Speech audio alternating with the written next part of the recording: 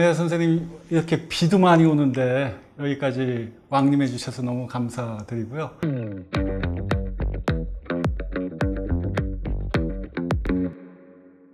오랜만에 목요에 왔는데 뭔가 이렇게 옛 기억들이 다 비가 돼서 이렇게 저희를 촉촉이 적셔주네요. 네.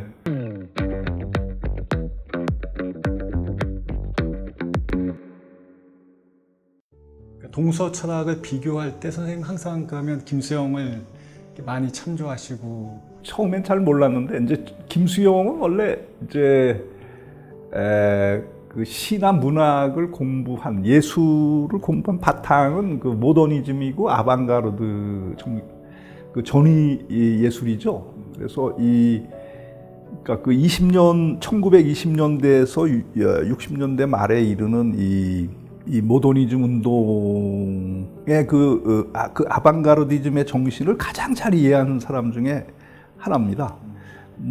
이제 다른 분야에서 한국인으로는 백남준 같은 분들이 있죠. 이런 분들, 그러니까 당시 이제 음악의 세계에서는 이제 이런 화음이나 조성을 파괴하고 무저음의 세계로 가는 거 아니에요, 쇤베르크가. 또 이제 회화에서는 이제 이런 구상의 세계, 이미지의 세계 파괴하고 이제 어떤 추상의 세계로 가는 거고, 문학의 세계에서는 이제 이런 그 서사의 파괴, 문법의 파괴, 그 슈리얼리즘, 초현실, 그 김수영이 초현실주의 잘 알잖아요.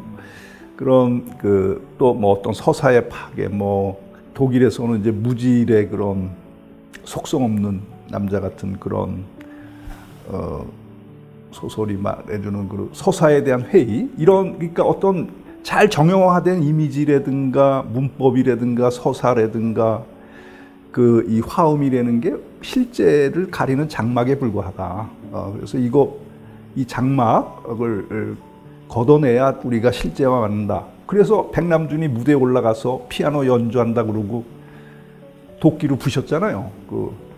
이 피아노가 우리가 소리의 실제를 만나는 어떤 장애물이다 이거죠. 이제 그런 모더니즘의 정신, 또 실제를 추구하는 이런 그 아방가르디즘 속에서 데리다의 해체론 같은 것도 나오고, 사실 현대 프랑스 철학이 나오는데, 이런 그 모더니즘, 예술적 모더니즘의 정신을 가장 잘 이해한 게 우리나라에선 백남준하고 김수영이에요. 그 어려운 시절에 우리가 국민소득 100달러 할 때 그런 어려운 상황에서도 그런 예술적 모더니즘의 정신을 잘 알면서 또 이것을 어떻게 우리의 낙후한 현실 속에서 실현하느냐, 또 우리의 이런 낙후한 현실을 극복하는 어떤 동인으로 삼느냐, 이걸 고민한 사람이죠. 그러니까 우리나라가 지난 한두 세기 동안 겪은 역사라는 건 정말 말할 수 없죠. 나라를 잃고 분단이 되고 전쟁을 하고 그래서 역사라는 게 이렇게 어떤 누적적이고 연속적이고 진보적이고 이렇게 된 게 아니라 정말 어떤 혼돈이고 어떤 비연속이고 수많은 이질적인 것들이 우리가 소화할 수 없는 그런 다양한 것들이 공존하는 이제 이런 시간, 역사적 시간인데, 그런 불연속적인 그런 시간들, 전통들, 이론들, 이런 것들을 이제 말하자면 이게 이 안에서 어떤 이접적인 종합이라고 그럴까? 김수영 용어로 하면 이제 온몸의 이행이죠. 우리의 전통과 첨단의 이론을 내 심연을 건너는 거, 이행하는 거. 그러니까 수많은 그런 어떤 이질적인 것들이 만드는 섬들 사이에서 어떤 온몸에 의한 온몸의 이행이라는 게 아픈 몸이 아프지 않을 때까지 가자, 이런 것도 있는데, 서로 다른 가장 낙후한 거하고 가장 선진적인 거, 이것 사이에 어떤 이행, 이동, 번역을 추구한 것이 그의 시고 그의 생각이에요. 최근에 이제 열린연단에서 선생님이 그 자유에 대해서 강연하시는 걸 보니까 뭐 여러 그 내용들이 나왔지만 제게 이제 그 눈에 확 뜨였던 그 강연 내용은 뭐였냐면 소크라테스하고 그 공자학을 비교하신 부분이 가장 인상적이었는데요. 그걸 이제 소크라테스의 아이러니하고 그다음에 공자의 반구하고를 이렇게 비교하시고 그걸 또 아이러니와 유머로 이렇게 연결시켜 가지고 말씀을 하셨는데, 근데 제가 이제 조금 이해가 안 됐던 지점은 뭐냐면 반구에서 유머는 이렇게 연결이 잘 안 되더라고요. 그래서 이 반구하고 유머가 어떻게 연결이 되는 건지, 그리고 저는 그 사랑에 대해서 조금 관심이 있다 보니까 플라톤의 뭐 향연이라는 책뿐만 아니라 요즘에는 이제 키에르케고의 그 사랑의 역사라는 책을 읽고 있는데, 키에르케고가 이제 실존 단계를 얘기할 때 아이러니와 유머를 이제 끼워 넣잖아요. 그래서 그 아이러니와 유머는 그 한 철학자에게 있어서 이제 중요하게 사용된 사례로 얘기하라면 이제 키에르케고일 텐데, 선생님이 이제 그 아이러니와 유머를 사용할 때 키에르케고도 좀 염두에 두신 건지, 그런 의미도 들어가 있는 건지, 이런 것들이 좀 궁금했습니다. 예, 제가 뭐 아이러니와 유머에 대해서 알게 된 것은 이제 차이와 반복에서 둘레즈가 그 두 가지 개념을 언급하기 때문인데, 둘레즈가 이제 뭐 그 아이러니, 뭐 유머 그것뿐만 아니라 그 차이와 반복할 때 그 반복의 개념 자체, 이런 것을 제시할 때 중요한 중거점이 키에르케고르예요. 그래서 뭐 아이러니라는 거는 이제 말하자면 이제 그 전제, 그 상향적인 질문이죠. 그 전제에 대해서 다시 묻는 거죠.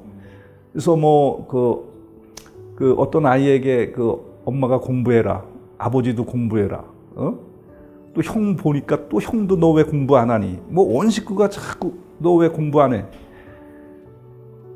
그랬을 때 한 아이가, 아이 엄마 공부가 다예요?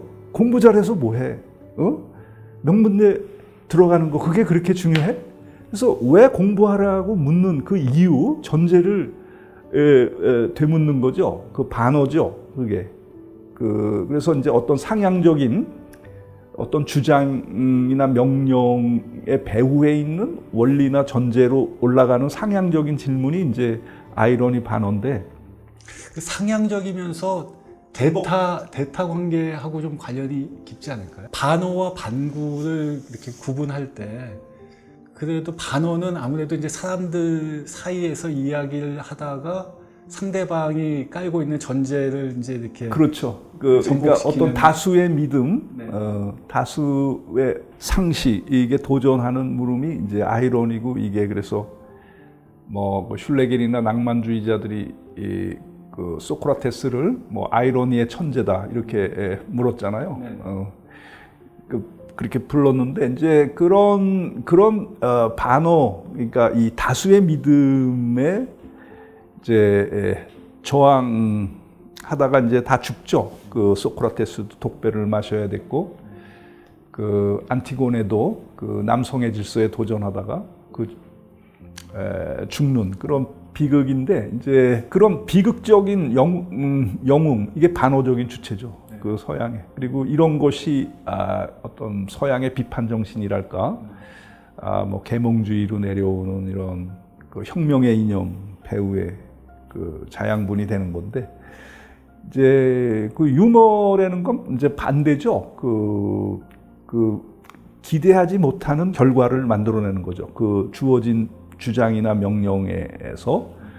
그래서 너 왜 공부 안 해? 온 식구가 이럴 때, 알았어. 방에 들어가 가지고 며칠이고 책상에 앉아서 잠도 안 자고 먹지도 않고 책을 읽으면 어떻게 되겠습니까? 어머니가 문을 열고, 얘야 공부 좀 그만해라. 얘야 좀 쉬었다가 해. 아이 공부 좀 하지 말라니까. 공부하라며.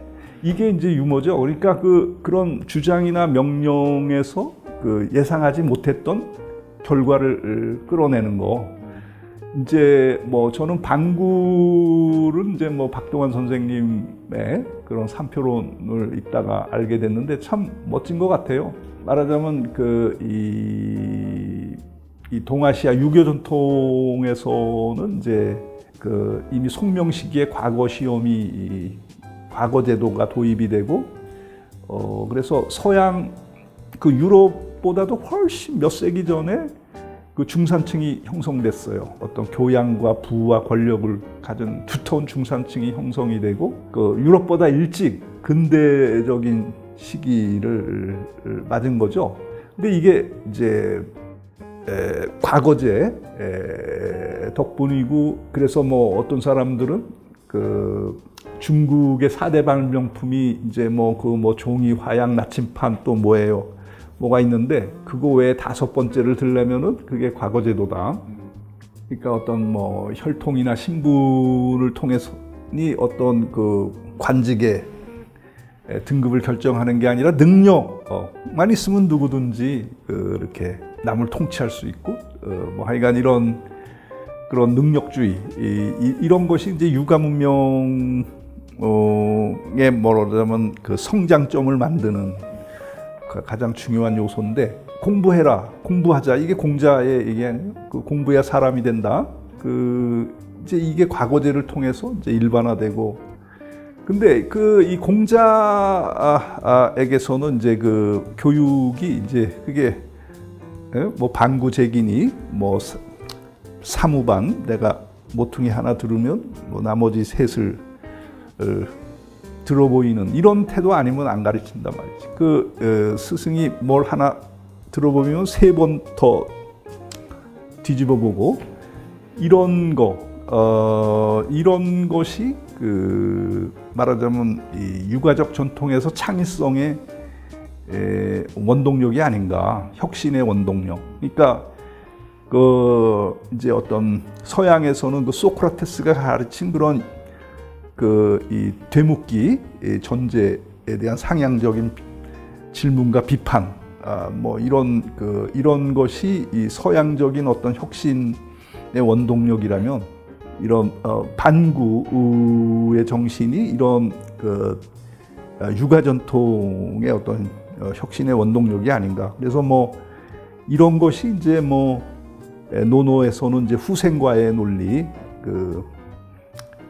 선생보다 제자가 더 멀리 가고, 그래서 스승을 놀라게 하는 거죠. 숭자에 나오는 청출어람 청어람, 그런 논리죠. 근데 이것의 한계는 뭐냐? 전제에 대해서 묻지 않는 거죠. 전제를 더 멀리 끌고 나간다, 확충한다, 뭐 하는 건 있지만 전제 자체는 건드리지 않는 거죠.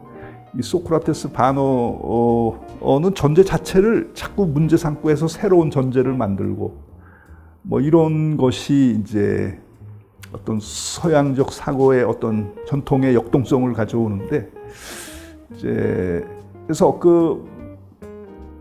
이 중국은 그렇게 왕조가 많이 변했지만 정치 체제 자체는 변하지 않았잖아요. 그런 근본 패러다임은 안 바뀐단 말이죠. 그 안에서 뭐 이걸 더 잘 뭐 운영을 한다든가 뭐 새롭게 한다는 거지. 그래서 혁신의 논리가 좀 다른 것 같습니다. 네, 알겠습니다.